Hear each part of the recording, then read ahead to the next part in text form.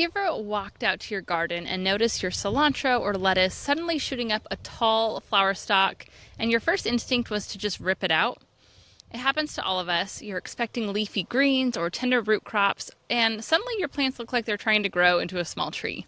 But here's the thing. When your crops start bolting, it doesn't mean you've failed. It actually means you've got the perfect opportunity. In today's episode, I'm going to walk you through exactly what bolting is, why it happens, and how to turn this moment into one of the biggest wins in your garden by saving your own seeds. And if you're new here, welcome. I'm Audrey Crawford, a lifelong gardener from the Central Valley of California, and this is the Audrey's Little Farm Show, where I take the guesswork out of gardening and help you grow a successful garden one simple step at a time. So let's jump in. So the reason I wanted to talk about this today is because this is exactly what is happening in my garden right now. I have a lot of cool season crops that are bolting and heading to seed, and in years past, I would take the opportunity of the plants bolting to just quickly rip them out and make space for the next crop. However, I have since learned that leaving them in the garden, first, provides you with seeds to save, but second, it gives you the opportunity of letting those crops go to flower, which naturally attracts beneficial insects, and it's just so great for the garden environment. So before you rip them out, just listen to this episode. I promise you are going to be wanting your crops to bolt on purpose, most likely, so that you can actually have this opportunity as well. So first off, you might just be wondering, what is bolting? And bolting is when a plant stops focusing on growing leaves and instead starts putting its energy into flowering and producing seeds. It's really common with cool season crops, especially this time of year as the weather starts heating up quickly and the days start getting longer. So you'll usually start to notice a center stalk shooting up, followed by small flowers, and the leaves might even start looking a little bit different. And if you're noticing it with something like lettuce or cilantro, you'll often notice that the leaves start getting a little bit bitter as well. Or if it happens to something like your carrots or your radishes, they will often get bitter as well, and the texture gets tough and woody. And the cool weather crops that are most prone to bolting include things like lettuce, spinach, arugula, cilantro, radishes, mustard greens, and Asian greens. But you'll also notice it with things like your broccoli, cauliflower, kale, cabbage, and Brussels sprouts. And those last few that I mentioned in the brassica family, they usually have a bit more heat tolerance, not always, but they can also bolt if they're left under any kind of stress or if they're just left in the ground too long.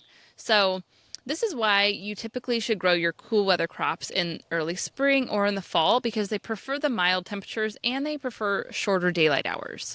And so when these conditions change, especially with the rising temperatures and the longer days as we head into summer, they naturally shift from leaf production to flowering and then seed production to complete their life cycle. However, stress like irregular watering, overcrowding, or transplant shock can also trigger bolting, even if the weather isn't too warm yet. So it doesn't always just happen as the weather's warming up. You might notice it even when it's prime time for growing these crops. So now that we know what bolting is, here's why I don't want you to immediately rip out those plants. And that is because there's actually a few really great reasons to leave them in your garden. And the first one is because the pollinators love them. And it's just a perfect way to bring the pollinators in because you don't even have to put the effort of planting the flower in. You just leave the crops that are already bolting. So once your plants bolt, they bloom, and those flowers are amazing food for sources like bees, butterflies, and many other beneficial insects that you want in your garden. The second reason to leave them is that you can learn so much more about plants by watching the entire life cycle. So when you can watch a plant go from seed to seed, literally, it's one of the best ways to just learn more about plants and really understand gardening as a whole. And number 3 is it gives you the opportunity to save your own seeds. And this is a really big one. So when a plant bolts and goes to seed, you get to collect those seeds for the next season, which is going to save you money. It's going to give you seeds that are actually adapted to your local climate, which is great. And so instead of seeing a bolting plant as a problem, try seeing it as a free seed source that also helps support the local pollinators in your own garden. And now let's talk through how to actually save the seeds from your bolting plants. So step 1 is to let the plant flower and go to seed. And you don't want to cut it too early because you need those seed pods to fully mature or the flower heads to fully mature. Step 2 is to wait for the seeds to dry, and you want to let them dry on the plant. So you'll often see seed pods, and once they turn brown and crispy, you'll know that they're ready to harvest. And sometimes you need to actually pay close attention to this phase because as they get ready to actually harvest, a lot of times critters like birds want to come in and start eating those seed pods, and so you want to watch them closely, and as soon as they're reaching that maturity, you want to make sure you harvest them or maybe even protect the plants with some insect netting so that the birds don't get to them first. Step 3 is to cut, collect, and dry. So you're going to clip off the tops, put them in a brown paper bag, bring them inside, and let them finish drying for about a week or two. And then step number 4 is to store them in a cool, dry place. You should label your seeds with the name and the date of the year that you saved them from, and then keep them in a paper envelope or glass jar. And then one other important piece of information if you're planning to save seeds is that it's best to choose heirloom varieties rather than hybrids. So heirlooms are open pollinated, which means they'll grow true to type, producing plants just like the parent plant that you're harvesting the seeds from.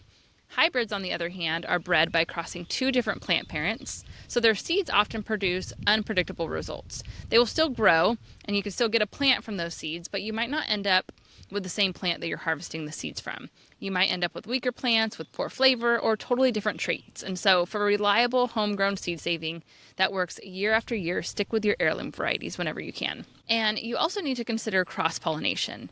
So crops within the same species can cross-pollinate with each other. For example, broccoli and cabbage, they are the same species. However, broccoli and arugula, they won't cross-pollinate because they are in the same plant family, but they are a different species. But I know that this can probably seem tricky and overwhelming trying to know which crop is in each species, which ones should be separated, which can be near each other. And so I created a free seed saving guide for you that you can download below. It's in the show notes. It lists out all of the cool weather crops and what species they belong to, and it gives you the step-by-step process of how to save the seeds from each of the various crops. So be sure to grab that guide below, and keep in mind that if you're out in the garden and seeing different crops that have bolted and went to seed, even if the plant itself looks normal, the seeds you save might not grow into the expected variety you're hoping for if they've crossed with a different plant in the same species. So if you have 2 varieties of the same species growing near one another, you probably should just skip saving those seeds and then plan for next year to separate those species. And so it might grow something like a broccoli kale mix that doesn't really taste great or grow well. And so just to avoid that heartache down the road, try growing just one variety from a species in just its own isolated area in the garden if you plan to save seeds. Or you can even plan ahead from the beginning and you can use mesh bags to keep the pollen from mixing. And then once it's time to actually harvest and save the seeds, here are a few crop-specific tips that indicate the seeds are mature and ready to harvest. So with lettuce, the flowers turn into fluffy seed heads similar to little dandelions. The part holding the seeds will turn brown and dry, and when you tug gently on the fluff, the seeds should come out without any resistance. Crops like cilantro and carrots and parsley have umbel flowers, which are small, clustered flowers, and once the flower stalks dry and the flower head itself turns brown, you know the seeds are ready to harvest. Plants in the brassica family, such as broccoli, cabbage, and kale, produce long, slender seed pods that dry and split open when they're mature. You should harvest the pods when they are brown and crispy and kind of begin to rattle. And then radishes have long seed pods, and you'll just leave them on the plant to mature until they're fully brown and are dry and crispy. In fact, if you're watching the YouTube version of this podcast, you'll actually see all the various videos and examples I'm showing from my own garden right now. So if you are not watching on YouTube, head to the show notes below. You can head to the video version and you can actually see real life examples of all these crops that I just mentioned. And here's a little space saving tip that I really like that I think you're going to enjoy too. And that is if you have a smaller garden and you need that room to plant other crops. And this happens to a lot of us. When planting time comes, you might need that space to plant something new, and you don't want to leave that bolted crop in the ground because it's going to take up valuable space. And so if you plan ahead, what you can do is plant those crops at the very end of a row or in the very corner of a raised bed, or maybe even in a container, so that when planting time comes, you can just leave that plant where it is. It's kind of tucked away, and you can let it fully mature and head to seed. And then you have the room to plant the crops when the next planting season comes.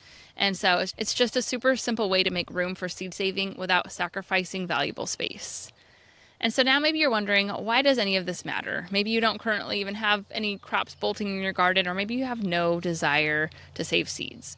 But the reason why I really think this matters as a gardener is because saving seeds doesn't just give you free plants. It also helps you understand the full life cycle of your crops. It builds your confidence as a gardener.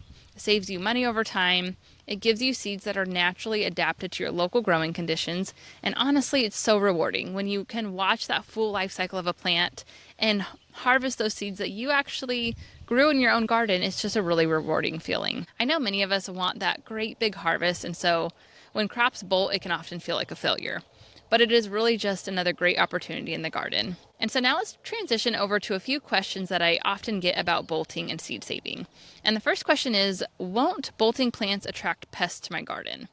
And the answer is that sometimes this is the case, but more often than not, they attract beneficial insects. The flowers feed so many beneficial insects such as bees, hoverflies, ladybugs, parasitic wasps, and lacewings. The next question is, can I still eat the plant once it bolts? And this one depends. The short answer is yes, it doesn't make them poisonous, nothing like that, but the leaves usually turn bitter if it's something like arugula or lettuce or cilantro. And if it's something like a root crop, such as a carrot or a radish, they often get really tough and woody. And so the texture is off and the taste just isn't great. However, the seed pods on some crops like bolted radishes are actually edible and they're a little bit spicy. Some people like to eat the seed pods themselves. And then, of course, something like cilantro seeds is actually known as coriander, which is great for cooking. So some people actually grow the cilantro specifically to go to seed to use the coriander in different recipes. And then the last question is, what if I forget to harvest the seeds? And this one is honestly just a garden surprise, because if you leave them and you don't harvest the seeds, they're often going to just reseed themselves. And then you're likely going to have plants just popping up all over the place. There's so many years in the past when I've had cilantro popping up everywhere, lettuce popping up everywhere. Sometimes it's in a perfect spot where I can let it continue growing. Other times I have to pull it out. But it's not a waste. It's just nature doing its thing. And so here's what I want you to do this week. Instead of pulling out every plant that starts to bolt, leave at least just one in place. Let it flower, let it go to seed, watch the process, maybe even collect those seeds and store them for next season. It's such a simple step, but it can completely shift how you garden. You'll save money, you'll learn along the way, and you'll start building a more resilient garden that works with nature and that is more adapted to your exact climate. And if you want help knowing which plants to save seeds from and what to do with each crop, I have a free seed saving guide for you below that you can grab in the show notes. So just make sure you head to the link in the show notes, download that free guide. It'll really help you with the seed saving process. And thank you so much for listening. If you're enjoying this podcast, I would love if you took a moment to leave a review or leave a comment if you're watching on YouTube. It really helps more gardeners find the show. I will see you back here next week. And until then, happy gardening.